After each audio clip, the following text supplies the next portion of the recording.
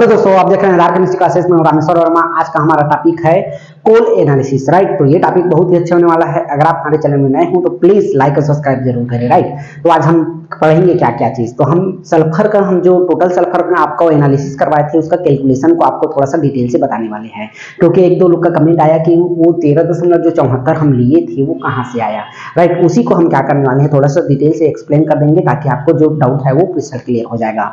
लेकिन इससे पहले थोड़ा सा मैं एसओपी बता देता हूँ फिर से, ताकि आपको रिकॉल हो जाए और हम क्या क्या किए थे प्रोसीजर, फिर हम 13.74 क्यों लिए थे, तभी आपको समझ आएगा, राइट। तो हम टोटल सल्फर देखते हैं इसी का मिक्सचर मेथड से, है ना। टोटल सल्फर हम अलग अलग प्रोसीजर से निकाल सकते हैं, हम एएसटीएम से निकाल सकते हैं, हम आईएस से निकाल सकते हैं, लेकिन हम आईएस मेथड से आपको बताने वाले हैं, राइट। तो इसी का मिक्सचर वाला हम बताते हैं। तो सबसे पहले हम क्या करते हैं, उसमें एक क्रूसिबल लेते हैं, याद रखिएगा। क्रूसिबल लेने के बाद क्या करते हैं, उसका एम्प्टी वेट लेते हैं। एम्प्टी वेट लेने के बाद क्या करते हैं, हम 1 ग्राम इसी का मिक्सचर को सरफेस में पूरा क्या कर देते हैं, बिछा देते हैं। फिर हम क्या करते हैं, अलग से एक क्या करते हैं, क्रूसिबल या कुछ भी आप रहे कागज में 1 ग्राम कोल लीजिए और 2 ग्राम इसी का मिक्सचर, दोनों को अच्छे से आपस में क्या करते हैं, मिक्स करते हैं। मैं थोड़ा थोड़ा आपको लिख के बता देता हूं ताकि क्रिस्टल क्लियर हो जाएगा, है ना। सबसे पहले हमने क्या किया, एक क्रूसिबल लिया। क्रूसिबल लेने के बाद क्या करते हैं, उसका एम्प्टी वेट ले लिए। फिर हम क्या करते हैं, इधर 1 ग्राम हम क्या किए हैं, इसी का मिक्सचर लिए हैं। इसी का मिक्सचर को क्या करते हैं, इसी में हम सरफेस में क्या कर देते हैं, बिछा देते हैं। फिर हम उसके बाद क्या करते हैं, 1 ग्राम कोल लेते हैं, है ना, 1 ग्राम कोल और 2 ग्राम इसी का मिक्सचर लेते हैं, राइट। और उसके बाद हम क्या करते हैं, 1 ग्राम कोल लेते हैं, 2 ग्राम इसी का मिक्सचर आपस में अच्छे से मिक्स करते हैं। मिक्स करने के बाद क्या करते हैं, उसको हम जो क्रूसिबल है उसी में हम क्या कर देते हैं, डाल देते हैं।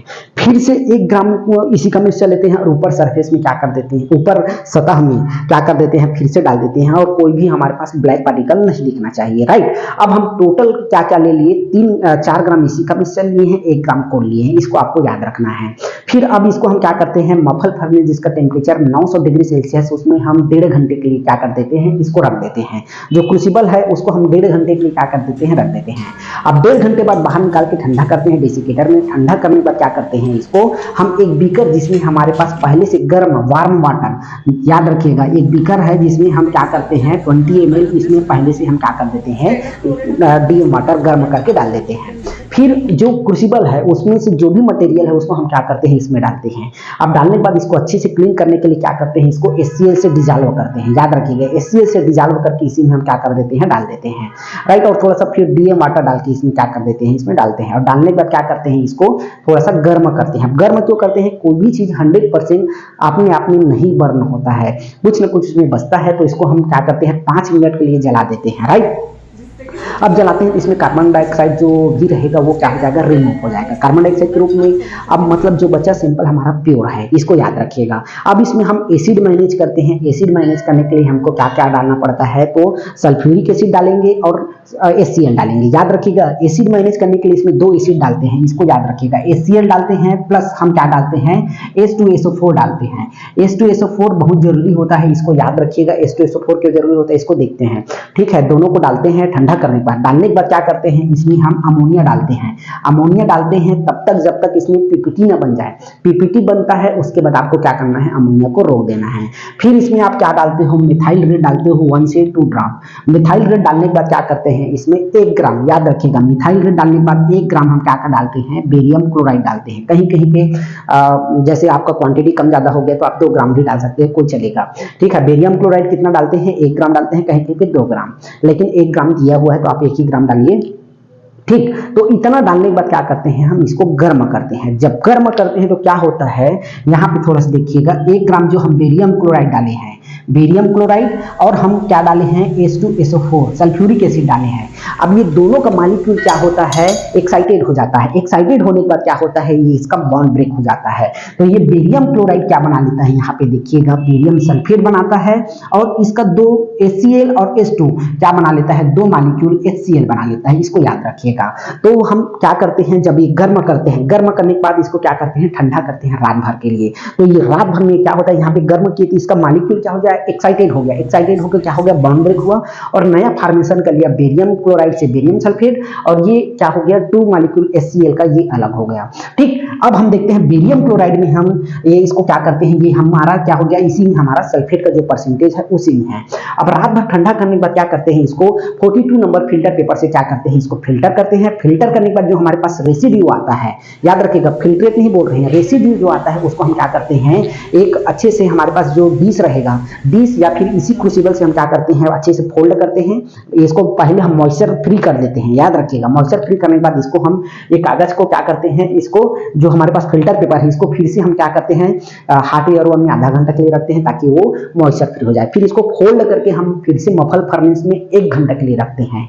जब 1 घंटा के लिए रखते हैं फिर बाहर निकालते हैं, ठंडा करते हैं। ठंडा करने के बाद उसका हम क्या करते हैं, वेट लेते हैं। तो वेट मान लो कितना आया इसका, 0.02 ग्राम आया। याद रखिएगा ये पूरा प्रोसीजर के बाद 0.02 आता है, राइट। अब इसको हम क्या करते हैं, कैलकुलेट करते हैं। तो कैलकुलेट किससे करना है, याद रखिएगा 13.74 इंटू 0.02 इससे करना है। अब बात आता है ये 13.74 कहां से आया, इसके लिए हमको क्या करना है, आपको बताना था।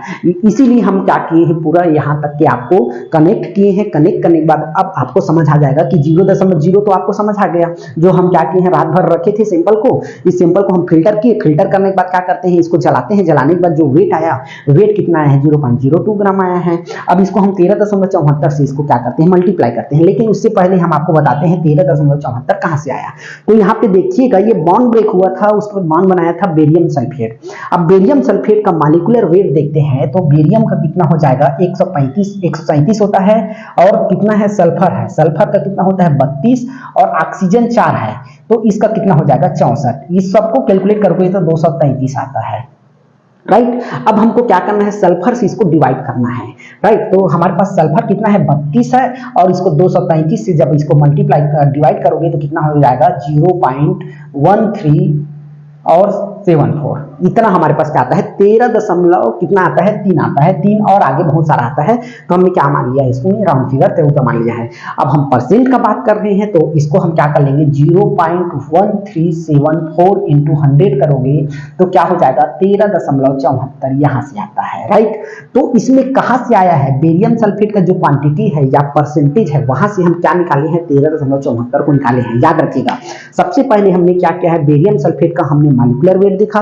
तो मॉलिक्यूलर वेट कितना है, 233 है। लेकिन उसमें हमको सल्फर का परसेंटेज देखना है। तो सल्फर को हमको क्या करना है, 233 में हम क्या कर देते हैं, 32 का डिवाइड कर देते हैं। 32 को जब करोगे तो 0.1373 आता है, और आगे बहुत सारा आता है। लेकिन हम क्या करते हैं, एक राउंड फिगर वैल्यू ले लेते हैं 13.74 का या 0.1374 का, 74 का ना। अब ये प्रतिशत का बात कर रहे हैं तो उसमें 100 का डिवाइड कर देते हैं, गुणा कर देते हैं। तो गुणा करते हैं तो 13.74 आता है।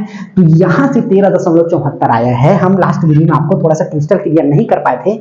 जब आप दोनों को कैलकुलेट करोगे तो 0.26% हमारा सल्फर का आता है। इसको आपको याद रखिएगा, ठीक। तो यहाँ आपको यहीं पे आपको हो रहा था कि ये 13.74 कहां से आया, तो हमने क्रिस्टल क्लियर कर दिया। और 0.02 ये कहां से आया, तो हम इसको जब जलाए हैं सैंपल को, है ना, जलाने के बाद जो आया उसका वेट ये है। तो हमारे पास जो फाइनल आएगा वो 0.26 आता है। अब इसी को हम अल्ट्रा हेलियो 580 में करते हैं तो डायरेक्ट हमको ये वैल्यू मिल जाता है। ये विद इन कितना है, 60 सेकेंड का है, या फिर हमको उतना भी नहीं लगता है, 40 सेकेंड 45 सेकेंड में ये वैल्यू मिल जाएगा। और इजिकम मिक्सर से करते हैं तो लगभग 1.5 दिन लगता है हमको, लगभग 1.5 दिन लगता है, तब जाके हमको एक वैल्यू मिलता है, राइट। तो ये पूरा मेथड हम इसी का मिक्सर से बताए थे। और फाइनली आपको कैलकुलेशन करने का ये बताने वाले थे 13.74 कहां से आया, तो ये हम आपको बता दिए। बेरियम सल्फेट का हम पूरा लिए हैं और सल्फर का हम उसमें माइनस किए हैं, डिवाइड किए हैं। उसके बाद हम क्या करते हैं, 100 से गुणा करते हैं तो 13.74 यहां से